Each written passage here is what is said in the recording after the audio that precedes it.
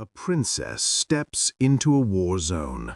There are no cameras, no royal fanfare, no sweeping carriage or red carpet, just a convoy, armored and anonymous, winding its way into the heart of a nation at war. At her side, she carries something delicate, not a diplomatic letter, not a speech, but a teddy bear. Not just any bear, a small, well-loved toy that once belonged to her daughter. And when she lays it down at a memorial to hundreds of dead children, something passes silently between past and present, between personal memory and public duty. The story doesn't begin with headlines, it doesn't shout, but it echoes. Because what Princess Anne did that day in Ukraine didn't just honor the dead, it revealed something rare about monarchy, memory, and motherhood. Before we dive in, there's something I need to share with you. Over the past few days, thousands have watched these stories unfold, but most haven't subscribed. If you're one of them, I invite you now to join us. Subscribe to Crownverse so you never miss the next chapter in this unfolding royal history. There is a quiet choreography to royal life. Every movement, every gesture is measured, not only in protocol, but in legacy. So when Princess Anne, the only daughter of Queen Elizabeth II, travels without fanfare to a conflict zone, it's not an oversight, it's a message. It is the final days of September, and Kyiv, though bruised by months of war, still stands with defiance. The cold begins to set in early this year. Smoke lingers in the sky, not from chimneys, but from strikes. And then, unexpectedly, a figure arrives. Dressed in royal navy, hair swept back with familiar discipline, a woman of titles, but also of grit. Princess Anne. Not accompanied by a grand entourage, nor shielded by press coverage, her arrival is coordinated but unpublicized, announced only once it is complete. She moves through the city with purpose. Her visit includes meetings with Ukrainian military women, wounded veterans, and humanitarian leaders, but it is a stop at a memorial that brings with it the deepest quiet, a quiet that even war cannot break. There, beneath the names of over 600 Ukrainian children killed since the invasion began, the princess kneels. From her coat, she produces a small object, soft, worn, tied in a ribbon of yellow and blue, a teddy bear, and with it a simple sentence. That was one that my daughter had. She refers to Zara, her only daughter, a woman far from the world of palaces, who rides horses, raises her own children, and has long lived outside the royal spotlight. But here, in this moment, Zara's childhood and her mother's memory of it crosses borders.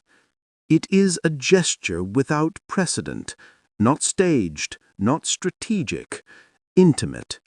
The teddy bear becomes more than a toy. It becomes a message. And in that moment, it becomes clear that this is not just a state visit. It is something deeper, a tribute, a reckoning, a mother's quiet act of empathy extended across nations.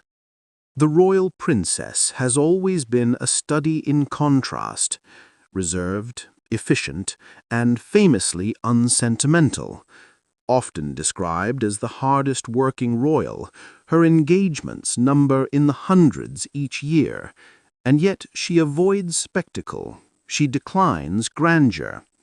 But it is perhaps this very restraint that gives her gestures more weight when they are made. In Kyiv, surrounded by rubble and remembrance, Anne does not give a speech, she does not pose for photographs, she does not linger for applause. She places the bear. She stands. She leaves. But what she leaves behind stays longer, because royalty, when reduced to symbolism, is often critiqued for being distant, ceremonial. Yet in that bear is something profoundly different.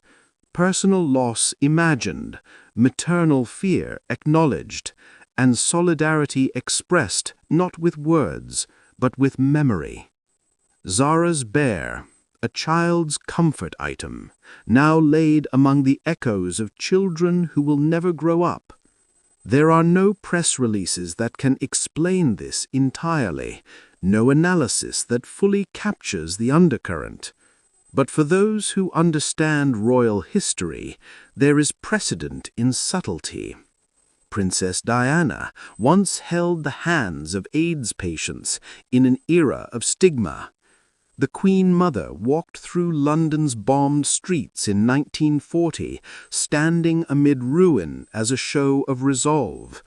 And now Princess Anne lays a single toy on Ukrainian soil.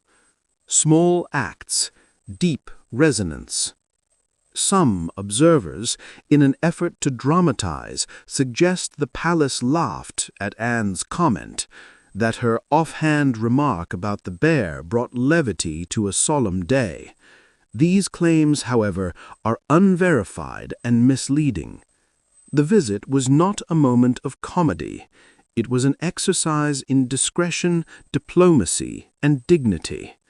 In fact, the palace has not released further commentary, and that silence speaks louder than any official statement. Because not all stories are told through words, and not all royal acts are meant for instant consumption. There's something haunting about the image of that bear. It sits among others, left by grieving families, humanitarian workers, and foreign diplomats. But it carries a unique provenance. It comes from the private world of a princess and the now grown child she once held in her arms. In that collision, something powerful happens. Memory becomes a bridge. Perhaps Anne thought of Zara as a child, tumbling through the halls of Gatcombe Park, bear in hand. Perhaps she remembered the instinctive fear of every mother, that something could happen, swiftly, without warning, that a child might not come home. Ukraine is filled with parents who know that fear, and worse, who have lived it. The act of giving the bear is not just symbolic, it is connective. It says, I have a daughter. I have known joy. I imagine your loss. And for a royal family that often struggles with being seen as relatable, that matters. Because history will record the visit as a diplomatic gesture, a line in a biography, a footnote in wartime records. But the bear, if preserved, may outlast the headlines. It may become a relic, not because of what it is, but because of what it represents. And this is where monarchy, at its most potent, returns to something primal, the power of objects to carry emotion across time. A brooch passed through generations, a tiara worn at a coronation, a child's bear placed at a grave. These things speak when people cannot, and they endure when speeches fade. So what do we make of this visit? What legacy will it leave? Perhaps none, in political terms, perhaps everything in human ones. For Anne, it was another engagement in a life of service. For the palace, a gesture of solidarity. For Ukraine, a recognition that their children's names are being read not just in sorrow, but in solidarity. And for viewers, for us, a reminder that royalty at its best still has the capacity to connect, not through bloodlines, not through crowns, but through quiet acts of remembrance. As the sun sets over Kyiv, the bear remains, small, soft, silent, but unforgettable. And perhaps that is what this moment will become, a whispered chapter in the long, complex story of the House of Windsor. A reminder that even the grandest figures in history are at their core human, and that sometimes the softest object carries the loudest message. What do you think this gesture meant? We invite you to share your thoughts in the comments. Not all royal stories come with scandal or spectacle. Some arrive quietly, wrapped in fabric, tied with a ribbon, and left beside the names of the lost. And in those stories, we find the truth of legacy.